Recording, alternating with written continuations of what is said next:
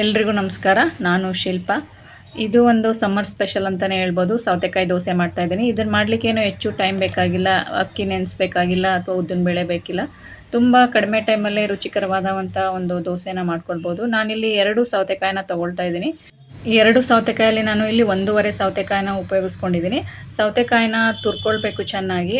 ಸೌತೆಕಾಯಿನ ಉಪಯೋಗಿಸೋಕ್ಕೂ ಮುಂಚೆ ಅದು ಸ್ವಲ್ಪ ಕಹಿ ಎಲ್ಲ ತೆಗೆದು ಆನಂತರ ಅದು ಕಹಿ ಇದೆಯಾ ಅಂತ ಸ್ವಲ್ಪ ಟೇಸ್ಟ್ ನೋಡಿ ಆನಂತರ ಉಪಯೋಗಿಸ್ಕೊಳ್ಬೇಕು. ಚೆನ್ನಾಗಿ ತುರ್ಕೊಂಡಾದ್ಮೇಲೆ ಅದನ್ನು ಒಂದು ಮಿಕ್ಸಿ ಜಾರ್ಗೆ ಹಾಕ್ಕೊಂಡಿದ್ದೀನಿ. ಅದಾದ ನಂತರ ಸ್ವಲ್ಪ ಪುದೀನ, ಒಂದು 3 ಮೆಣಸಿನ್ಕಾಯಿನ ಹಾಕ್ಕೊಳ್ತಾ ಇದ್ದೀನಿ ಅಂದರೆ ಖಾರಕ್ಕೆ. ಹಾಗೆಯೇ ಒಂದು 2 ಕಡ್ಡಿ ಕರಿಬೇವಿನ ಸೊಪ್ಪು, ಸ್ವಲ್ಪ ಕೊತ್ತಂಬರಿ ಸೊಪ್ಪು ಕೈಯಲ್ಲೇ ಈ ಥರ ಕಟ್ ಮಾಡಿಬಿಟ್ಟು ಹಾಕ್ಕೊಳ್ತಾ ಇದ್ದೀನಿ. ಇದೆಲ್ಲ ಹಾಕೋದ್ರಿಂದ ಒಂಥರ ದೋಸೆಗಳು ತುಂಬ ಟೇಸ್ಟಿಯಾಗಿ ಕೂಡ ತುಂಬ ಚೆನ್ನಾಗಿ ಬರ್ತವೆ. ಖಾರ ಬೇಕಿದ್ರೆ ಇನ್ನೊಂದೆರಡು ಮೆಣಸಿನ್ಕಾಯಿನ ಹಾಕ್ಕೊಳ್ಬೋದು.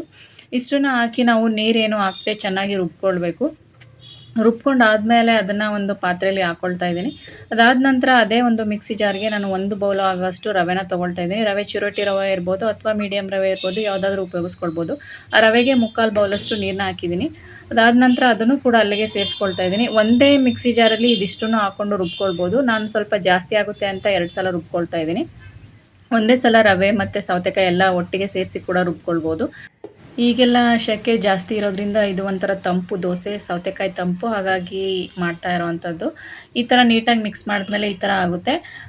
ಮಿಕ್ಸ್ ಮಾಡಿ ಆದಮೇಲೆ ಅದಕ್ಕೆ ರುಚಿಗೆ ತಕ್ಕಷ್ಟು ಉಪ್ಪು, ಹಾಗೆಯೇ 1 ಸ್ಪೂನ್ ಆಗೋಷ್ಟು ಸಕ್ಕರೆ ಕೂಡ ಹಾಕ್ಕೊಳ್ತಾ ಇದ್ದೀನಿ. ಸಕ್ಕರೆ ಹಾಕಿದ್ರೆ ಹಾಕ್ಕೋಬೋದು, ಅದು ಆಪ್ಷನಲ್ ಹೇಳ್ತಾ ಇರೋದು.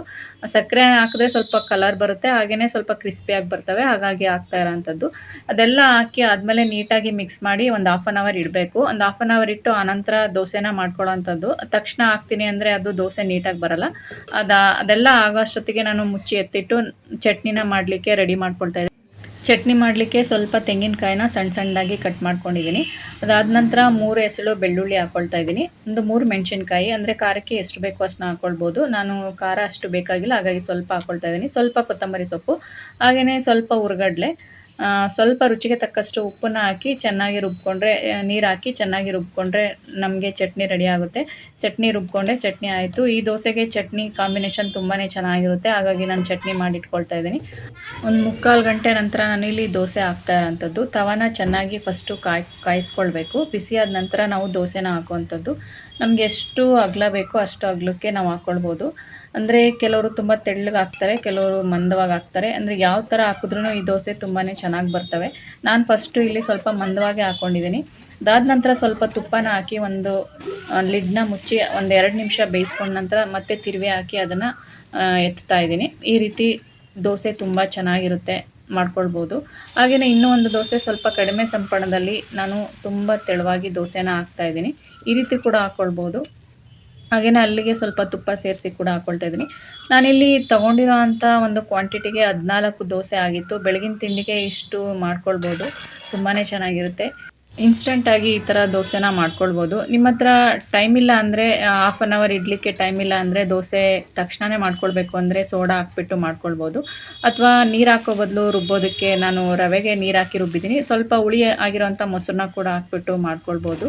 ಆವಾಗ ತಕ್ಷಣವೇ ನಾವು ದೋಸೆನ ಹಾಕ್ಕೊಳ್ಬೋದು. ಇಲ್ಲ ಅಂದರೆ ನಾವು ಒಂದು ಅರ್ಧ ಅಥವಾ 3/4 ಗಂಟೆ ಇಟ್ಟು ಆನಂತರ ಮಾಡ್ಕೊಳ್ಬೇಕಾಗುತ್ತೆ. ಇಲ್ಲಿ ಸೋಡಾ ಹಾಕ್ಬಿಟ್ಟು ಕೂಡ ತಕ್ಷಣ ಮಾಡ್ಕೊಳ್ಬೋದು, ನೀಟಾಗೆ ಬರ್ತವೆ. ನಾನಿಲ್ಲಿ ಈ ದೋಸೆನ ತುಂಬ ತೆಳುವಾಗಿ ಹಾಕಿದ್ದೀನಿ. ಒಂದೇ ಸೈಡು ಬೇಯಿಸ್ಕೊಳ್ತಾ ಇದ್ದೀನಿ, 2 ಸೈಡು ಬೇಯಿಸ್ತಾ ಇಲ್ಲ. ಈ ರೀತಿ ತೆಳುವಾಗಿ ಹಾಕ್ಕೊಂಡು ಕ್ರಿಸ್ಪಿಯಾಗಿ ಕೂಡ ನೀಟಾಗಿ ಮಾಡ್ಕೊಳ್ಬೋದು. ಸಬ್ಸ್ಕ್ರೈಬ್ ಮಾಡದೆ ನೋಡ್ತಾ ಇದ್ದರೆ ಸಬ್ಸ್ಕ್ರೈಬ್ ಮಾಡ್ಕೊಳ್ಳಿ. ಹಾಗೆಯೇ ವಿಡಿಯೋ ಇಷ್ಟ ಆದರೆ ಪ್ಲೀಸ್ ಒಂದು ಲೈಕ್ ಮಾಡಿ. Thank you for watching.